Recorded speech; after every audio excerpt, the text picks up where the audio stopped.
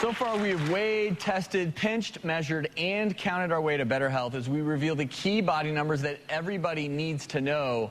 But our next number, I guarantee most of you don't know, but it could be the most important one.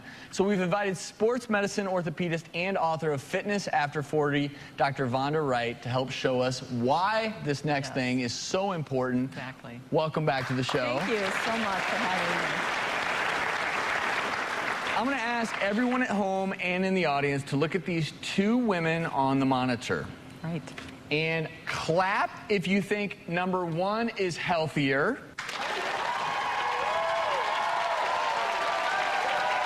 And clap if you think number two is healthier. So both are obese, but clearly the audience thinks number one is healthier. The answer to this question is number one. The audience is right. Number one is more healthy. Travis, what we know about fat is that it's all about location, location, location. It matters where we accumulate it. Right. And the truth is, if we're going to accumulate fat, we want it around our hips and our rear end. We don't want it suffocating our organs in the middle of our body. Because as we've already learned, fat is not just hanging out. It is metabolically active. It's producing proteins and chemicals, and the fat that's suffocating our organs is more active. So it's important for us to measure that and know where we're carrying it. So that old term, pear versus apple shaped, really does matter. It does. It's better to be a pear than an apple any day. It's important, and that's our next body number. It's actually called the waist to hip ratio. A very important number. It is. It's the most accurate number, more accurate than waist alone, more accurate than BMI. And how is this determined? How's that measured? I think we should just show them. Can we have a volunteer? Lisa, is there someone in the audience? We have this lovely lady here who's going to volunteer for us. What's her name? Andrea. Andrea. So Andrea is going to do her waist to hip ratio. And I just want you to do what I'm going to do, Andrea. I want you to take your tape measure, and everyone has a tape measure at home. Just get it out of the junk drawer. Now, when you measure your waist, you're going to go right above these bones in the front here, about a centimeter above. Right, for most people, it's right above their belly button. And what is your number? Oh, looks like 46. 46 is her waist number. The next number is our hip number. We go right across the thickest part of our rear end. There you go. And what is your hip number? It looks like 49. So we have a waist of 46. We have a hip of 49. The waist to hip ratio is calculated by taking the waist divided by the hip. So Travis has a magic calculator. So your waist to hip ratio is 0.94. And the reason that this is important, if you look at this graphic, right, for women, anything over 0.8 is considered apple-shaped. Apple-y, right. So we want to be pears, not apple-y. And the further you are from 0.8 towards 0.9 or even 1, the more health risks we have, because being an apple is associated in a very dramatic way with so many of the diseases we've already talked about today. Heart attacks, diabetes, high blood pressure. Stroke, even cancer, because again, fat is metabolically active. So for men, is it slightly different, the number? For men, it is the same message. The difference for men is that it's a more dramatic risk of stroke as you get more towards 0.9 and 1. So 0.91 is more of the number for men, but even riskier sometimes for men with the... With stroke. You see a lot of men who are apples. There are a lot of men who are apples, but there is hope. We're going to talk about it throughout the show. Andre, thank you so much for volunteering. Thank you. Thank you. One of the things we're going to do is send you home with Vonda's book, Fitness After 40. And there are great tips in that on things that you can do at home to improve your waist to hip ratio. Exactly. And Vonda's going to stick around with us. She's going to join us for Ask Our Doctors, and we're going to reveal a fun and surprising way to keep another one of your body numbers out of the danger zone.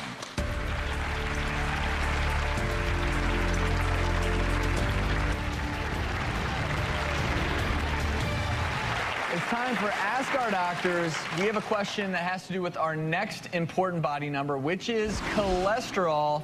It comes from Christine, who's in our audience. Welcome to the show, Christine. Thank you. So I just had a baby 5 months ago, and my cholesterol Congrats. went through the roof.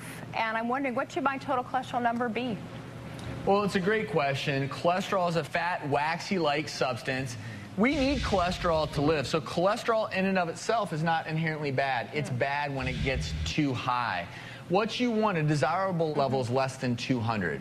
200 to 239 is considered borderline, and over 240, that's not good. Right. So luckily, during the break, we used a cardio check instant cholesterol checker to figure out your number. So you want it to be less than 200, and you're 171. It's pretty good to me. Yeah. Really? Awesome. Oh, my God. I wish mine was that good. Well, and the other thing is, we all talk about HDL and LDL. HDL is good cholesterol, and LDL is bad cholesterol. You can think healthy. H is healthy. You can think of LDL as really sticky. It sticks to your arteries' walls. It causes heart attacks. HDL, the healthy cholesterol, it goes around and scavenges up all that bad cholesterol. And your Helps get it out of ratio your is pretty body. doggone good.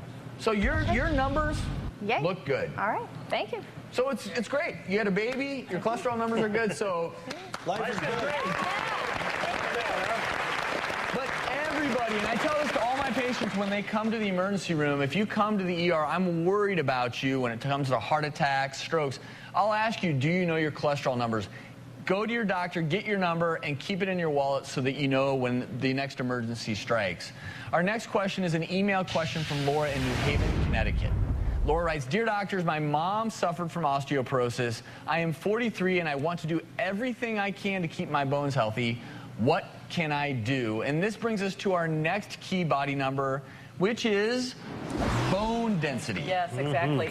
You know, I'm a bone doctor, so these huge bones, I know.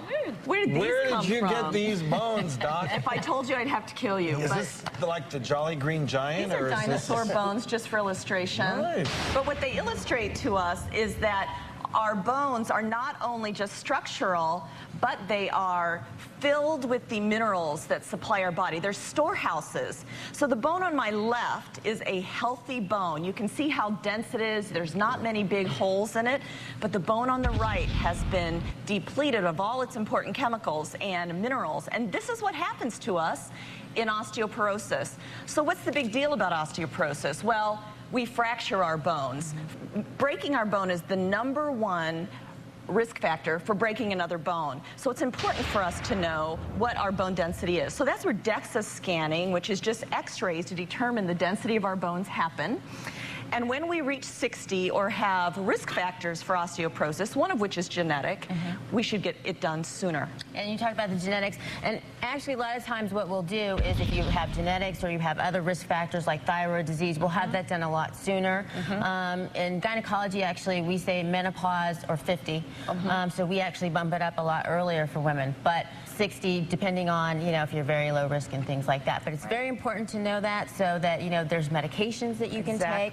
There's just lifestyle changes that you can make, right? And you know, the important thing to realize is that our bones are totally remodelable. Is that a word? We can remodel our bones. And we actually replace 10% of them a year. And one way to make our bones stronger is impact exercise. With calcium and sunlight calcium and vitamin D. sunlight and everything. But that's one of the most important things, impact exercise, as Impact. opposed to bike riding and swimming, Any exercise which is is good. low impact. And a lot of times we'll use that jargon, weight-bearing exercise. Yes. And I didn't realize this, but my patients always say, does that mean I have to have weights and stuff? But no, it can just be your own weight. body Pounding weight. your body. Yeah. Right. Walking, running. And you have some good tricks for that. I do. I'm going to teach you. You're going to teach me? Yeah. right. We should go do it. She's got Are there heels jump ropes over there? There are jump ropes. And, Well, remember, in your you know, heels. I can Heels, do Lisa. anything in my heels. you know, we all, I you do know. surgery. You have your sports bra on, though? I do surgery. Yes, we just talked about that, didn't we? However, a good point to make, Lisa, thank you. to all women out there, if you do suffer from osteoporosis, when you fall, you have a higher fracture risk. Exactly. So That's don't right. jump rope in high heels. Yeah, please. Just say please. no. No. In the safety of your own home, this is a tool that you can take with you Lisa, on keep your high heels vacation. off. This is how I jump rope. No, I'm please. so impressed. So, jump roping. You can jump rope like you did when you were a kid. There you go. You can hop along. You can go really fast. You can pogo. Woo, look at her go. But in your living room, there is no excuse But with that your is jump rope. weight-bearing exercise. This is pounding your body. It's really good. So You don't have to have have weight, just your own body Your own weight. body weight is all you need. I did it in heels. She did it in pearls. This is how real lady This is how doctors girl do doctors everything. do it. Lisa, That's you right. did not jump Yeah, rope. I haven't seen you I'm jump not rope gonna, yet. I'm not did gonna say you That's- jumped rope in heels until I see a jump. There